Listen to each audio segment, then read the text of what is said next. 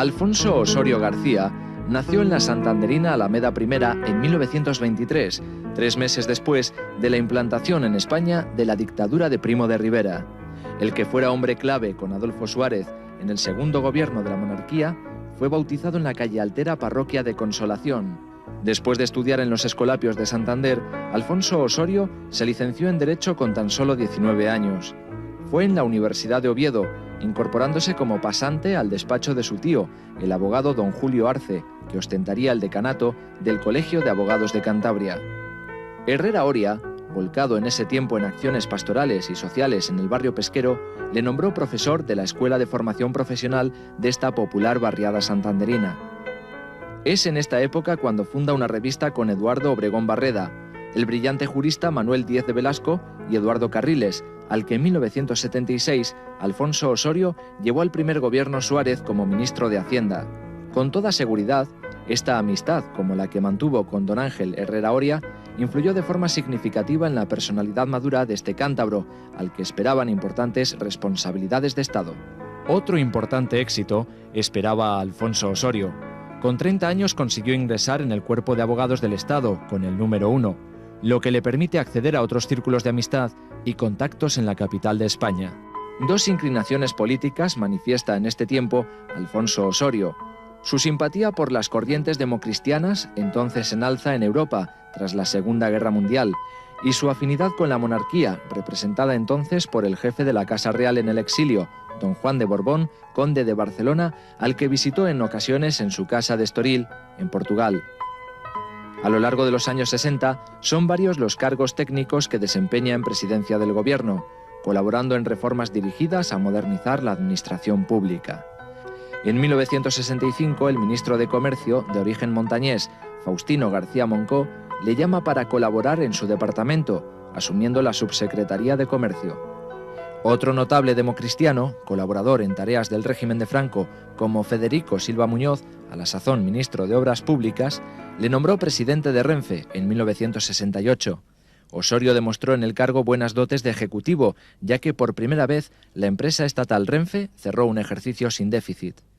Desde la presidencia de Renfe, Alfonso Osorio buscó soluciones para finalizar el Santander Mediterráneo, cuyas obras se encontraban paralizadas a menos de 40 kilómetros de Santander. Su opción de abrir la vía con una conexión con Reynosa, evitando el trazado abierto a través del túnel de la Engaña, fue rechazado por las autoridades locales de la época. Y hombre, no puedo olvidar el gran esfuerzo que hizo Alfonso por conseguir solucionar aquella vieja reivindicación tantas veces reclamada del Santander Mediterráneo. Evidentemente no iba a ser por la línea de siempre, por el famoso túnel el túnel, no recuerdo el nombre, de la Engaña, perdón, túnel de la Engaña, sino que iba a ser a través de un enlace entre Ciudad Dos Santos y Reynosa, pero se solucionó el problema después de haber vencido dificultades de carácter internacional y de carácter nacional. Bueno, no fue posible, yo lo he hecho mención en algunos escritos últimamente, pero lo evidente es que Alfonso hizo todo lo posible e imposible por conseguirlo. Un asunto el del Santander Mediterráneo, todavía no esclarecido suficientemente, pero que supuso una losa definitiva en las legítimas aspiraciones de Cantabria de ver terminado un ferrocarril que había concentrado muchas energías vitales de los montañeses e importantes recursos del Estado. Pasó Osorio por cargos en las Cortes Orgánicas. Fue representante por Santander a través de las elecciones del tercio familiar, perdiéndolas en la siguiente convocatoria frente al también monárquico Fernando María de Pereda.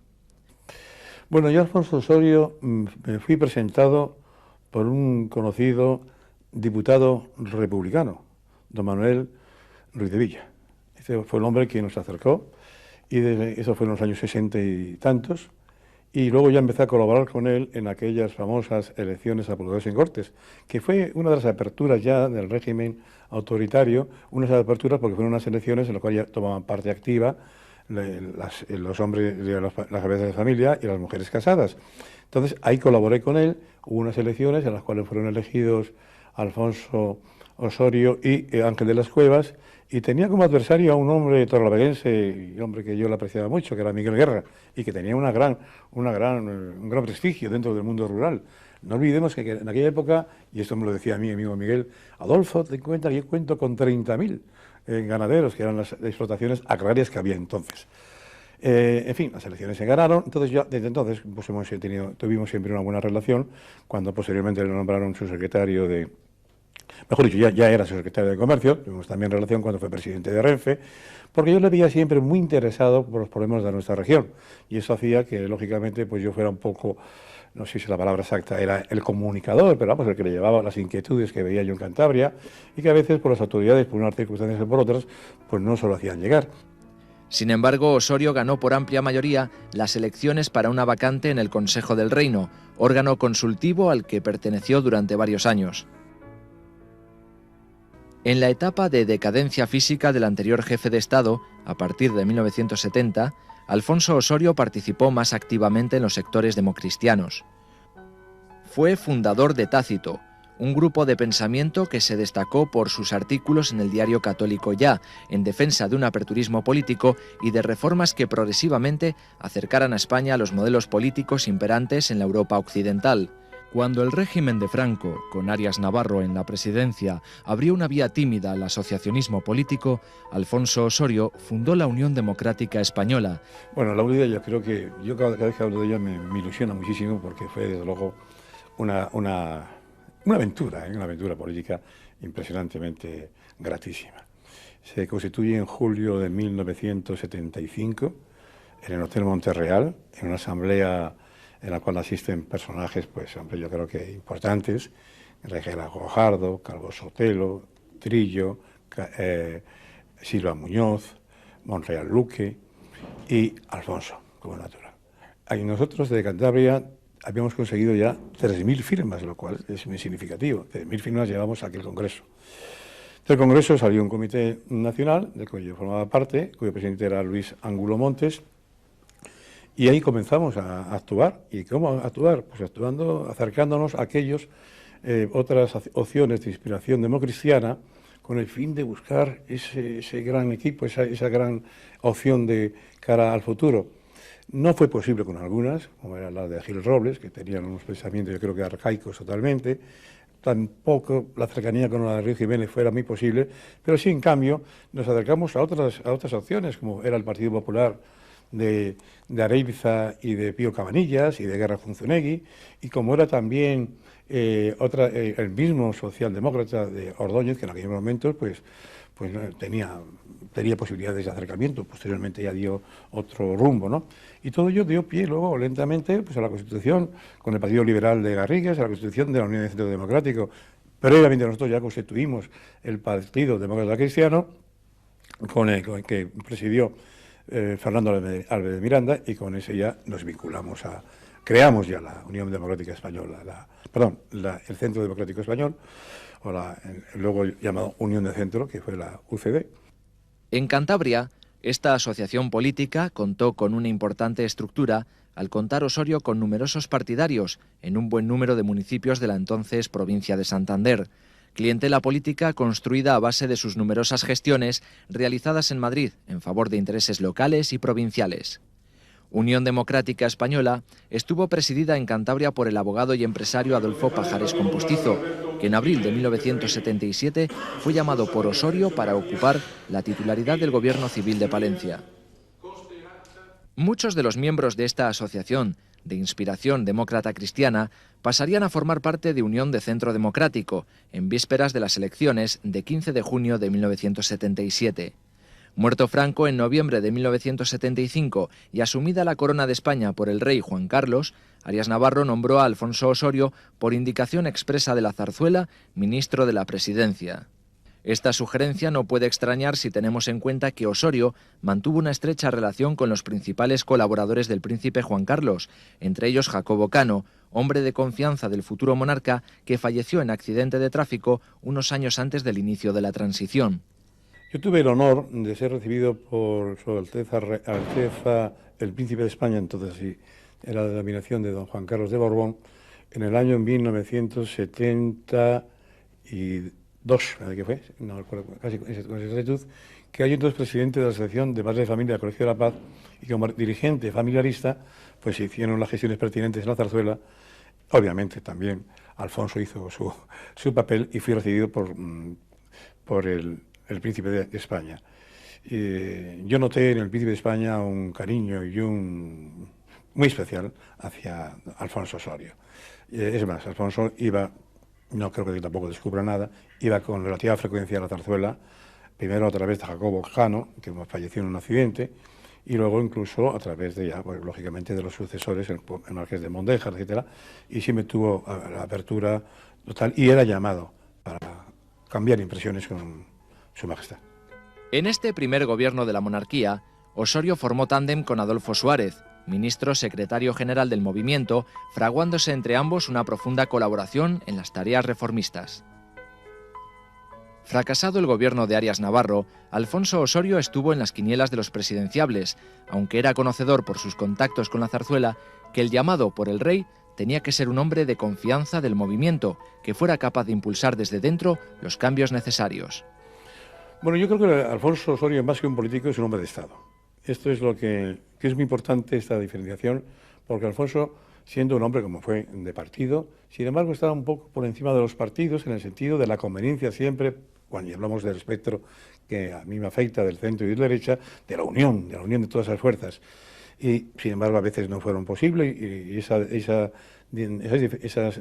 divisiones ocasionaban que fuéramos siempre en inferioridad a las elecciones, sobre todo hablo de los años 80, 80 y tantos, ¿no? Y esta es una de las cosas que, por ejemplo, Alfonso tenía como meta siempre, llegar a esa unidad de las fuerzas del centro y de derecha. Luego, llamo estadista también porque en momentos muy delicados, él dio los pasos convenientes para posibilitar el futuro de nuestra nación. Yo recuerdo perfectamente cuando era ministro de la Presidencia en un gobierno que presidía el señor Arias Navarro, y Alfonso era, pues yo creo que el que estaba dando siempre los pasos adelante, porque veía que no se conseguía nada si no se hacía desde la legalidad, pero naturalmente con una postura constante de reforma, ¿no?, en contra de la tesis socialista que era la ruptura. Y luego ya en el primer gobierno de Adolfo Suárez, que fue si mal no recuerdo, en julio del 76, ahí es donde realmente Alfonso dio el paso definitivo y contó y prestó el apoyo incondicional a Adolfo Suárez de aquellas personas que eran más convenientes e interesantes cara al futuro, aquellos que siendo personas que procedían del anterior régimen, sin embargo, tenían deseos de apertura y querían lo mejor para España. El mismo día 3 de julio de 1976, que Adolfo Suárez fue llamado a Palacio para recibir el encargo de formar gobierno, el nuevo presidente confiaba a Osorio su decisión de que le buscara en sus círculos políticos nombres importantes para formar el que sería un gabinete trascendental en la historia reciente de España. Lo hizo Alfonso Osorio, que aportó la parte democristiana de un gobierno que fue recibido, como Suárez, con general desconfianza desde los sectores defensores de una democratización del país. Bueno, yo creo, y lo digo con toda sinceridad, independientemente, que es muy difícil, de la gran amistad que profeso hacia Alfonso Osorio, que Alfonso es un hombre que está ya en la historia de España, es un hombre que se ha demostrado por todos los que le conocieron y por aquellos que se van acercando a su conocimiento, de que fue un hombre muy importante en la transición, clave en la transición. Yo tengo datos de que en la presentación del primer gobierno, Su Majestad el Rey le dijo: gracias, Alfonso, muchas gracias por lo que has hecho. Pero esta es una historia que abordamos ayer y que hoy completa quien fue protagonista importante de un tiempo histórico, el cántabro Alfonso Osorio García, entrevistado en su casa de Santander por el periodista Jesús Pindado Uslé. Alfonso Osorio, vicepresidente del Gobierno en la transición española, primero en tiempos muy antiguos, procedente del equipo de Silva, un hombre de la democracia cristiana, y después un reformista, aspecto que no se destaca a veces suficientemente, muy adelantado, con el liderazgo del grupo de los tácitos alrededor del ya y reconocedor de la deuda con el pensamiento de Herrera Oria. Ilustre montañés, no hay asunto en la vida privada y en la vida pública donde no haya estado presente a la cabeza. Número uno, como abogado del Estado, como jurídico del aire y en otras muchas empresas. Alfonso, a la distancia de la edad, con un sereno reconocimiento, va a ser sometido amistosamente a un cuestionario que repasa el pasado y apunta un poco al presente y al futuro.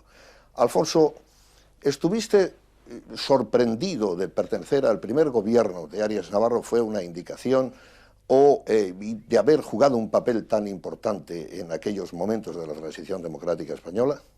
No, yo tenía la casi seguridad absoluta de que iba a estar formando parte del primer gobierno de la monarquía. Pero es que además, en un almuerzo que tuvimos en Madrid, en la Nicolasa, Sabino Fernández Campos, a quien Alfonso Armada quería que yo conociese, Alfonso Armada, que era el que invitaba, y yo, Alfonso Armada me dejó claro, aunque como buen gallego, sin decirlo de forma expresa, que yo estaría en ese primer gobierno. Luego, por lo tanto, no me sorprendió nada la llamada de Carlos Arias. ¿Estaba en sus cálculos, en tus cálculos, Alfonso, pertenecer al primer gobierno o que, sobre todo, fuese Adolfo Suárez el presidente? ¿Cómo fue la noticia? ¿Cómo recibió la noticia de que Adolfo Suárez fuese nombrado presidente de España?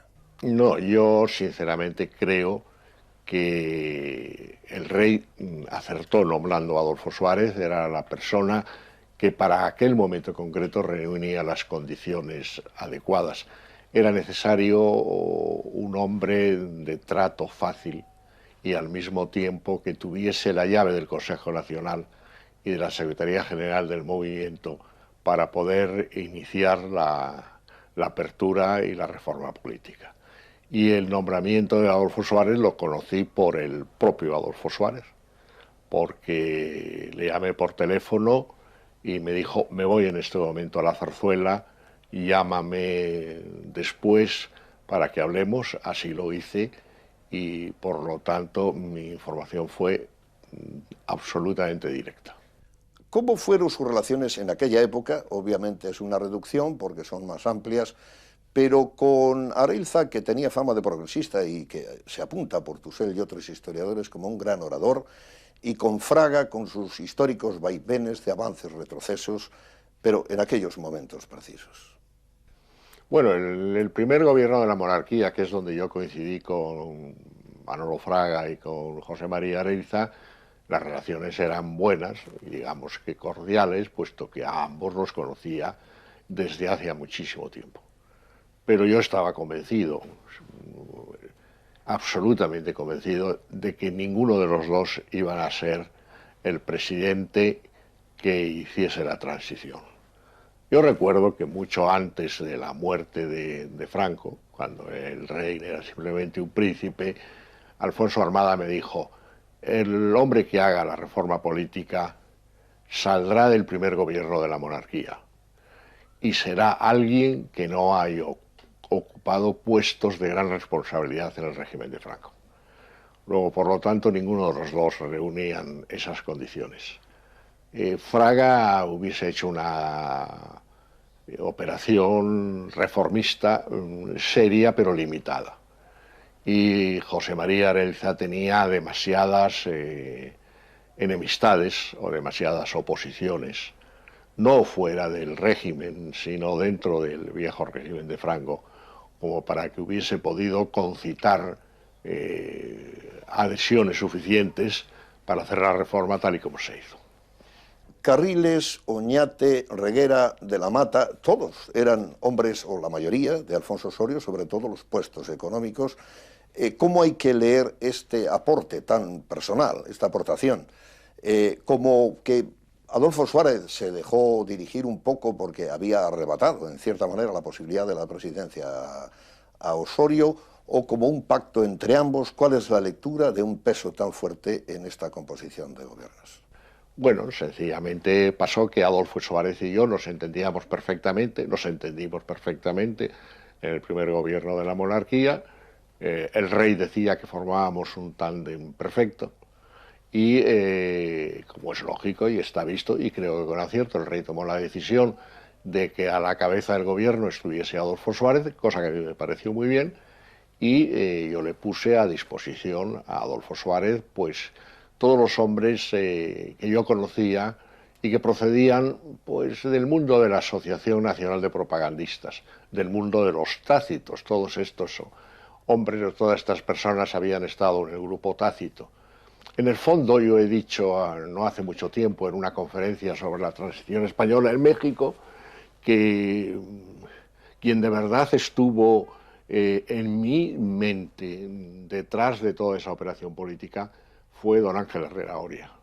Todos esos eran hombres que procedían del pensamiento y de la tradición de don Ángel Herrera.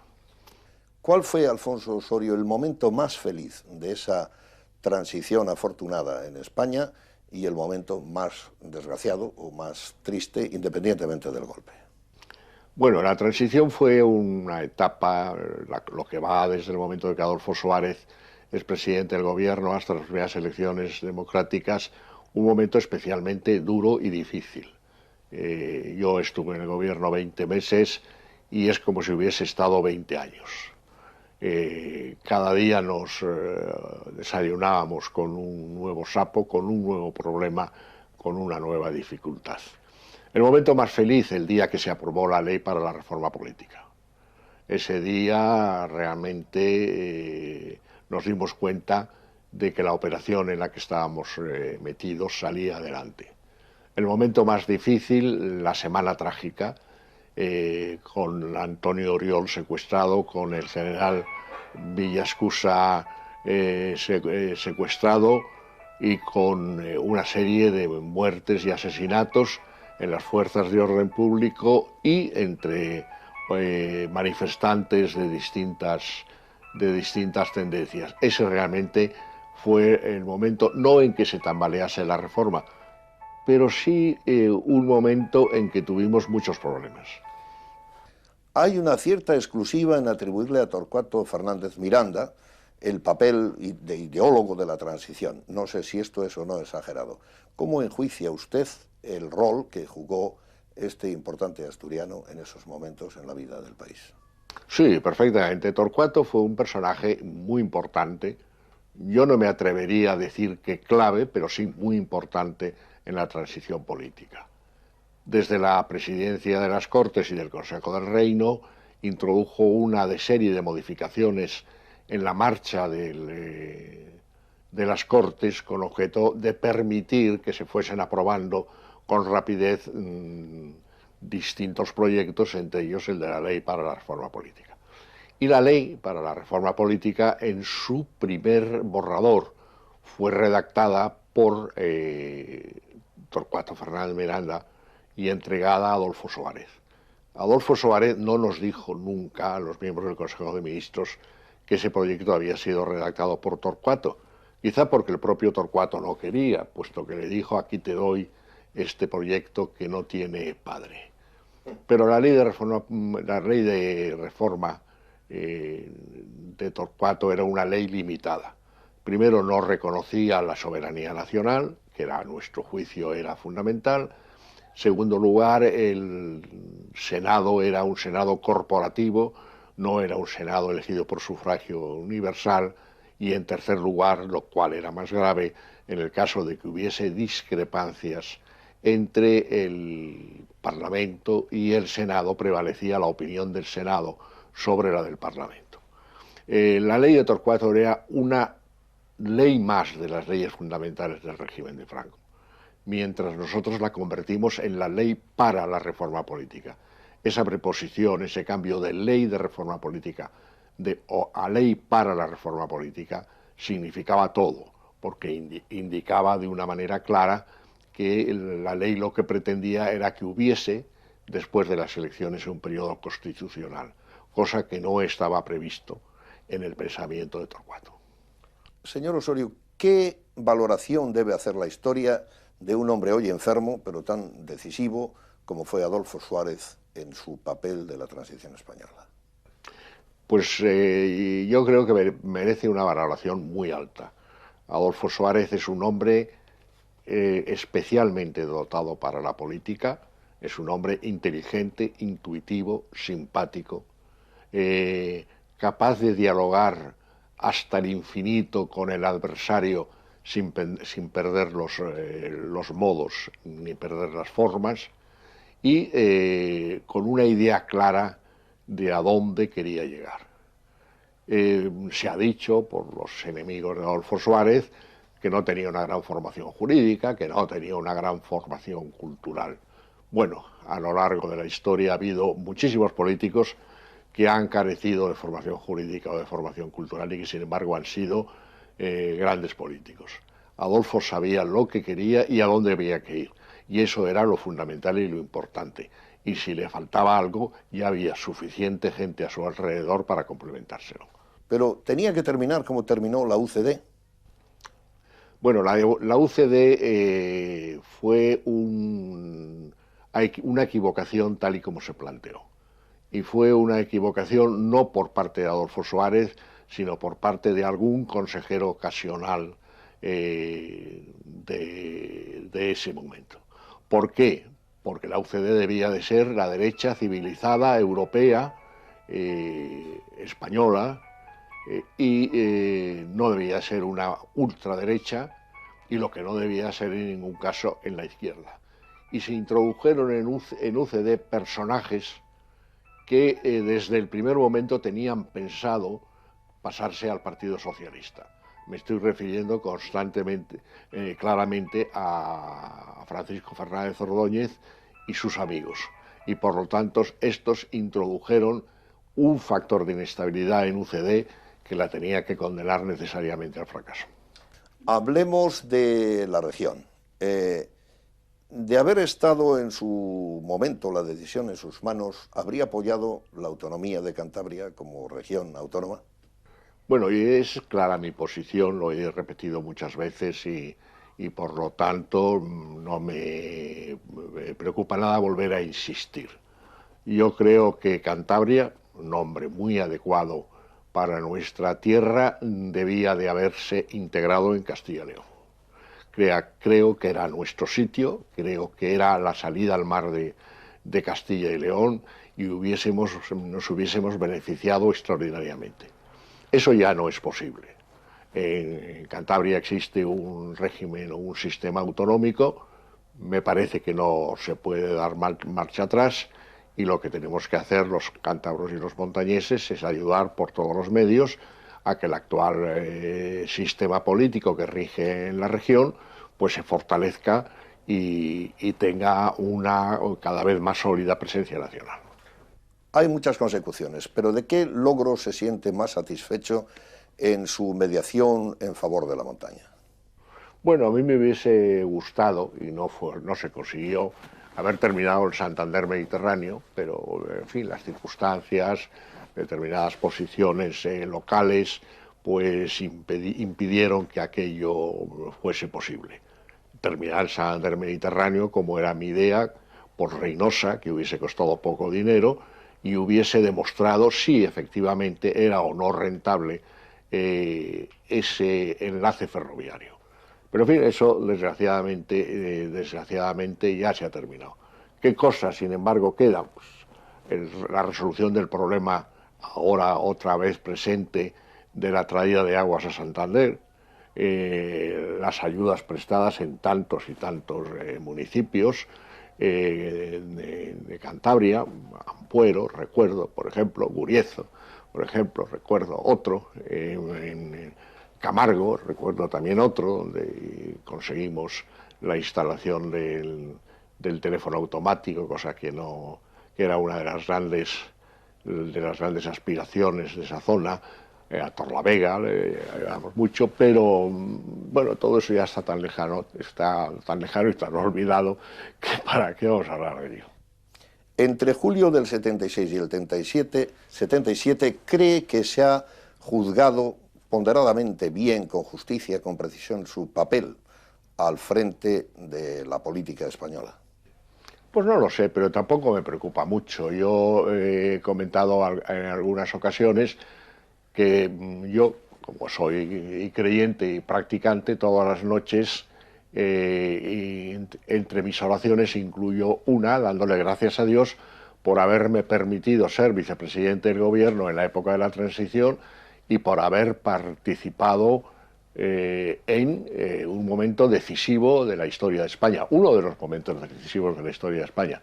Y con ello me siento absolutamente pagado y satisfecho. Hagamos una pregunta de carácter internacional. Alfonso, hoy las tensiones que se producen alrededor incluso de los Estados Unidos, país con el que ha tenido gran relación y buenos amigos, hay que pensar cuando iba a los desayunos del Senado en Estados Unidos con los demócratas cristianos.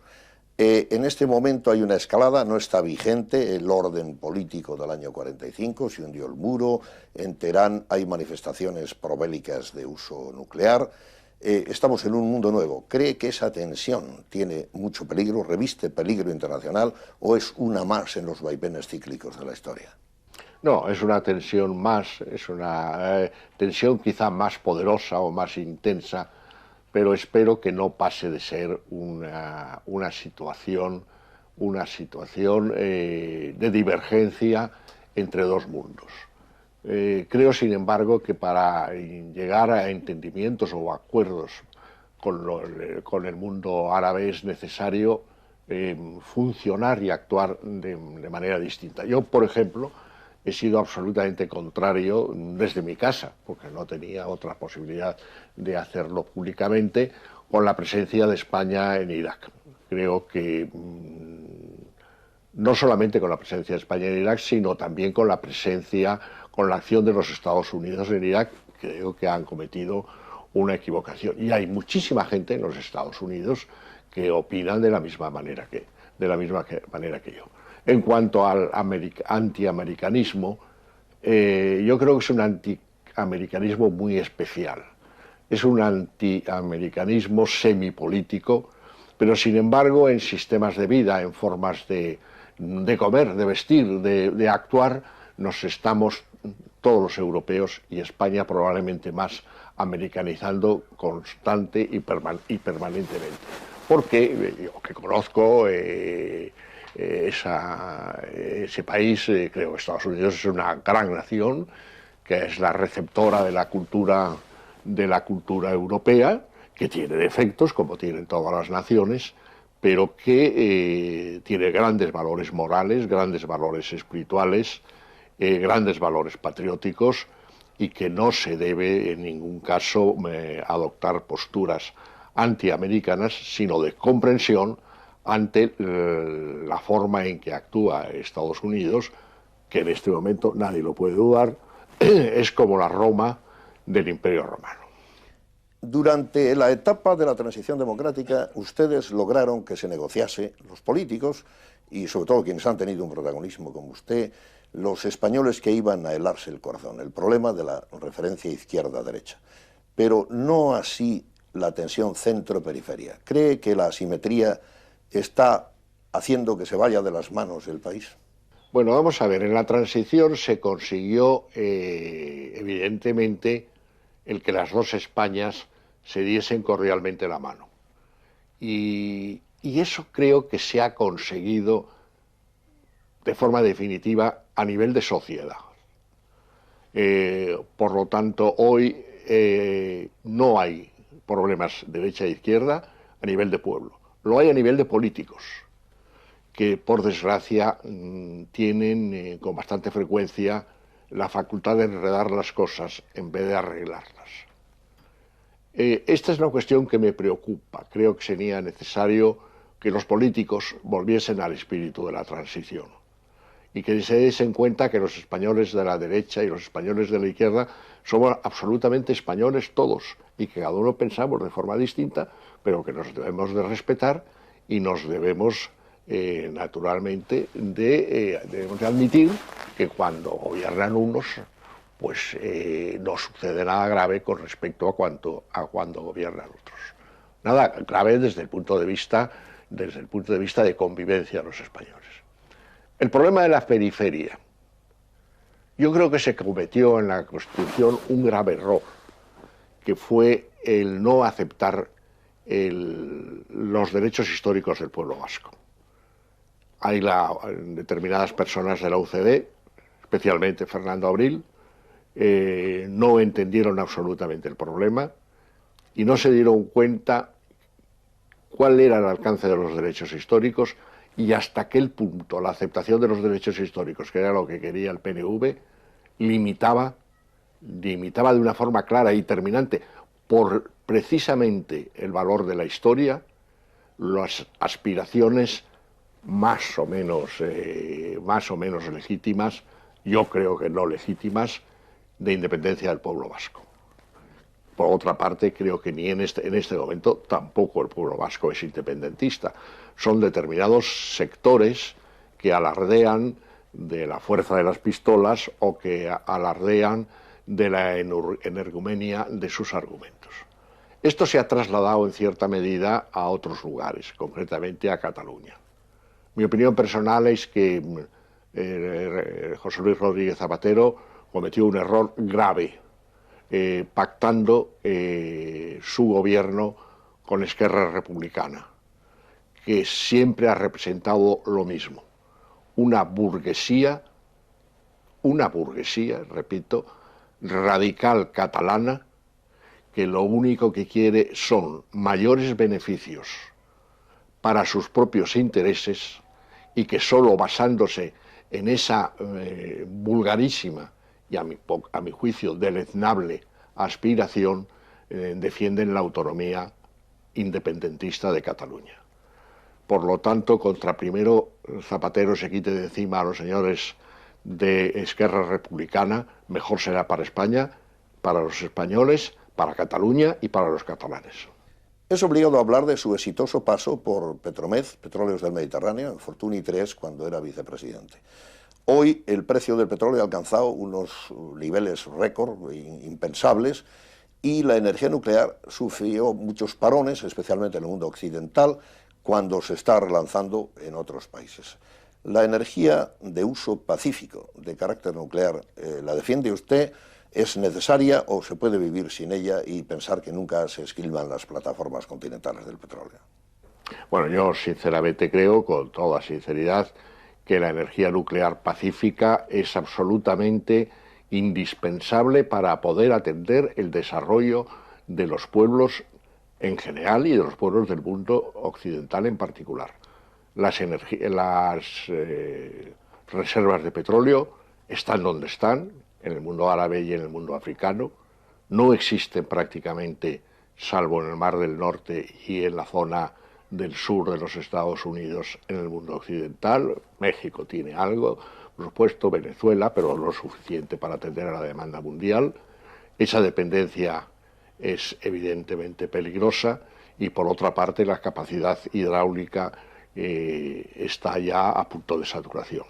Luego, por lo tanto, si no se vuelve a poner en serio en marcha un programa nuclear pacífico en un plazo no muy largo, nos encontraremos con graves problemas de desabastecimiento de energía en todo el mundo occidental, pero especialmente en España. Creo que el parón fue un gran error. A la vista de las preguntas y los datos que tienen detrás, se puede decir que usted, Alfonso Osorio, que tú has sido un hombre de éxito. ¿Consideras que eres un hombre afortunado y has alcanzado lo que querías en todos los órdenes de la vida?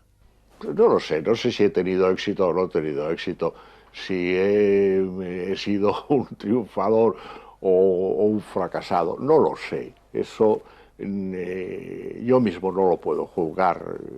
Yo creo que he hecho algunas cosas que deseaba hacer, evidentemente deseaba estar en el gobierno en el momento de la transición, y por un azar de la fortuna o porque el rey quiso estuve, y por lo tanto, pues en ese sentido, pues creo que he tenido éxito.